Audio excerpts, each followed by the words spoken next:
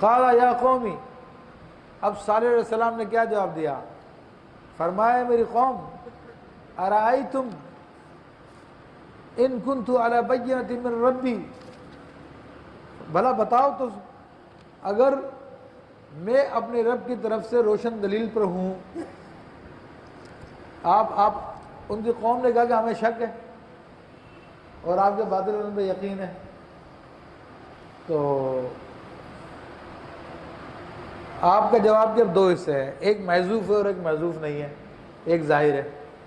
تو جب آپ کو کوئی شخص اس قسم کی بات کہے کہ بھئی تم باطل پہ ہو، تو آپ کا پہلا جواب کیا ہوگا؟ میں باطل پہ نہیں ہوں، میں حق پر ہوں۔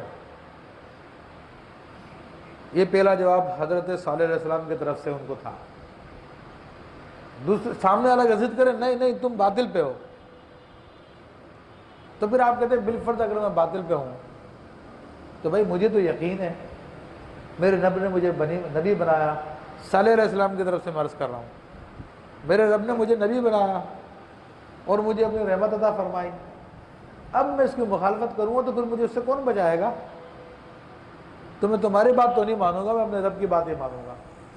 تو یہی انداز ہے کہ میں اپنے رب کی طرف سے روشن دلیل پر ہوں، وَآتَانِي مِنْهُ رَحْمَةً، اور اس نے مجھے اپنے پاس سے رحمت بخشی ہے، یعنی نبوت بخشی ہے۔ فَمَن يَنصُرُنِي مِنَ اللَّهِ إِنْ عَصَيْتُهُ، تو مجھے اس سے کون بچائے گا اگر میں اس کی نافرمانی کروں؟ یہ آپ نے ان کو جواب دے دیا، فَمَا تَزِيدُونَنِي غَيْرَ تَقْصِيرٍ، تو تم مجھے سوا نقصان کے کچھ نہ بڑھاؤ گے۔ یعنی اگر میں تمہاری بات مان لوں تو تمہاری بات ماننے میں مجھے نقصان کے سوا کچھ بھی حاصل نہیں ہوگا، یعنی میں تمہارے دین پہ آ جاؤں تو اس میں نقصان کے سوا کچھ بھی نہیں ہے۔ تو اس لیے میں اپنے رب کی بات پر ہوں اور میں وحدانیت پر ہوں اور میں تمہاری بات نہیں مانوں گا۔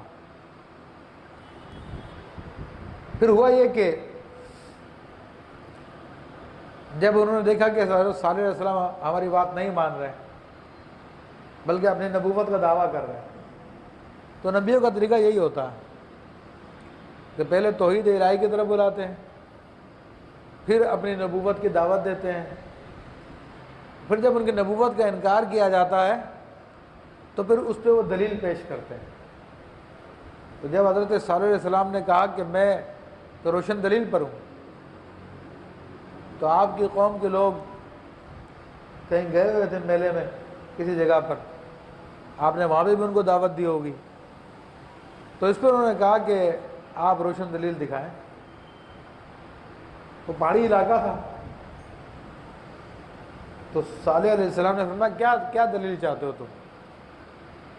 تو انہوں نے اپنے ذوق میں جو مشکل ترین کام ہو سکتا تھا، جو ناممکن ہو سکتا تھا، وہ چیز مانگ لی۔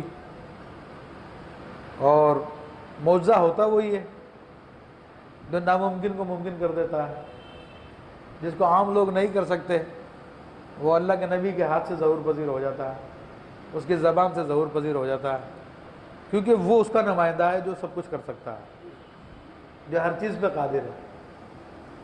اور اپنی نبوت کے دعوے پر معجزہ پیش کرنا یہ نبی کا کام ہے، جبکہ ولی کی ولایت کا کوئی چیلنج نہیں ہو سکتا۔